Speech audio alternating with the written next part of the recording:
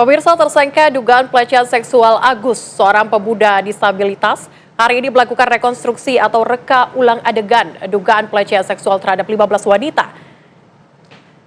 Saat ini kita telah bergabung pemirsa bersama dengan pengacara dari Agus atau kuasa hukum dari Agus, yakni Ayanuddin. Selamat siang Pak Ayanuddin. Selamat siang. Ya, Pak Ayanuddin, setelah rekonstruksi berlangsung, bagaimana hasil rekonstruksi yang tadi sudah berlangsung, Pak? Jadi ingin kami jelaskan dengan adanya rekonstruksi ini, itu membuat jelas persoalan. Yang kemarin sudah sempat kita mendengarkan beberapa berita yang terkait mengenai masalah tentang pelecehan seksual.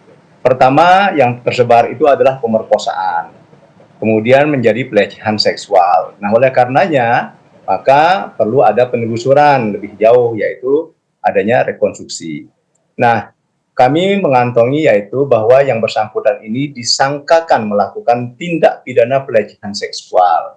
Oleh karenanya, di kedua belah pihak, baik korban maupun juga tersangka, ada yang disampaikan oleh Dir pada waktu tadi setelah rekonstruksi, mengatakan karena keterangan dari korban itu si tersangka inilah yang lebih aktif, tetapi dari pihak tersangka yang lebih aktif itu adalah pihak korban.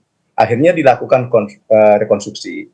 Nah, rekonstruksi itu diadakan di 3 titik, yaitu di Udayana, kemudian di homestay, dan setelah itu di sekitaran Islamic Center. Nah, kita mendapatkan gambaran secara utuh karena ada 49 adegan yang kami sama-sama saksikan, baik dari Kompolnas juga sudah hadir pada waktu itu, dari Kejaksaan, dan jadi semua komponen dan bisa kita lihat secara langsung. Oke, dengan adanya rekonstruksi yang telah selesai begitu Pak dilakukan begitu dari pihak tersangka dalam hal ini Agus, adakah mungkin ketidaksesuaian dari reka ulang adegan yang berlangsung Pak dari hasil rekonstruksi yang tadi sudah dilakukan? Ya, tadi kan awalnya mengatakan bahwa ada semacam paksaan. Ya, baik itu adalah secara verbal, tentunya tidak mungkin akan melakukan secara kekerasan, tetapi secara verbal. Nah, pada waktu itu kami perlu sampaikan kronologisnya. Si Agus ini, si tersangka ini minta tolong kepada seorang laki-laki sebelumnya untuk minta tolong supaya dikembalikan ke kampus. Minta tolong untuk diantar ke kampus. Kemudian si laki-laki tadi itu mengatakan sebentar saya akan hubungi teman saya dulu, dan dia pergi tetapi tidak kunjung tiba. Akhirnya dia melihat seorang perempuan yang saat ini berinisial MA sebagai pelapor, sedang duduk di sana, main laptop, kemudian dideketin. Dan minta tolong untuk hal yang sama untuk diantar ke kampus. Nah, sebentar dulu katanya, sehingga dia masukkan laptopnya. Ketika memasukkan laptop, karena di sebelah kiri itu ternyata ada adegan mesum yang dilakukan oleh couple yang dia tidak kenal. Nah, kemudian setelah itu dia ketawa, si perempuannya, ya ketawa-ketawa dan kemudian naik ke kendaraan. Nah, di atas kendaraan itu baru si perempuan mengatakan enak ya yang tadi. Nah, terjadilah komunikasi di sana. Setelah terjadi komunikasi, sepakatlah diputar 3 kali di Islamic Center. Setelah itu sepakat untuk kemudian di mana tempat gitu. Nah, tempatnya itu baru kemudian Agus mengatakan, oh saya tahu tempatnya di sini. Ini sesuai dengan BAP. Kemudian ditunjukkanlah kita bahwa itu di homestay tadi. Nah, di homestay itu ya adegan-adegan itu ya sudah berlangsung gitu.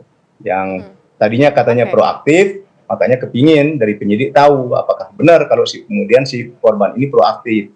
Nah, nyatanya di lapangan itu adalah yang proaktif itu sampai 49 adegan itu adalah si perempuan tadi. Dan tidak ada manipulatif apa segala macam.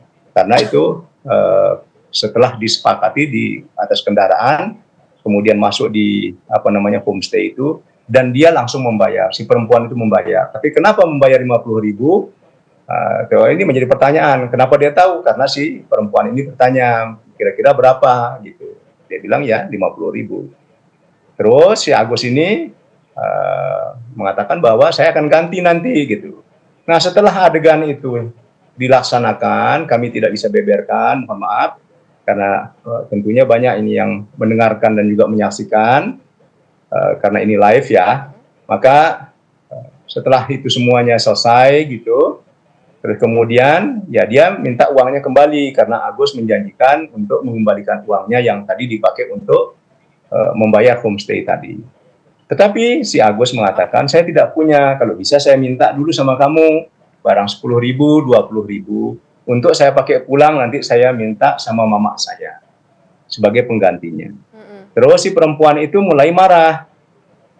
Dengan marahnya itu dia menelpon rekannya. Gitu. Nah tunggu saya ini, di Islamic Center. Gitu. Nah setelah itu, balik, putar 5 kali di Islamic Center itu sampai ketemulah temannya yang tadi yang ditelepon dari homestay itu. Jadi kita melihatnya bahwa tidak ada satu paksaan. Kalaupun terjadi paksaan, dia sangat bisa untuk melarikan diri, untuk tidak menghiraukan si Agus. Ya, jadi banyak hal-hal yang janggal yang kita dengarkan sampai dengan saat ini bahwa si laki ini atau si tersangka ini melakukan satu upaya manipulatif segala macam itu. Itu sebenarnya konsensualis di antara mereka berdua, tetapi timbul kemarahan setelah tidak memberikan uang sebagaimana yang diminta. Itu. Oke, baik. Pak Ainudin, setelah proses rekonstruksi ini dilakukan, ada tindakan lanjutan tidak? Dan apa yang disiapkan oleh tim kuasa hukum terkait dengan kasus ini?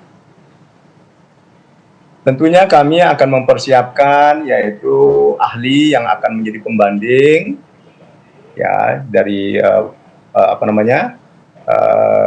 fisiologis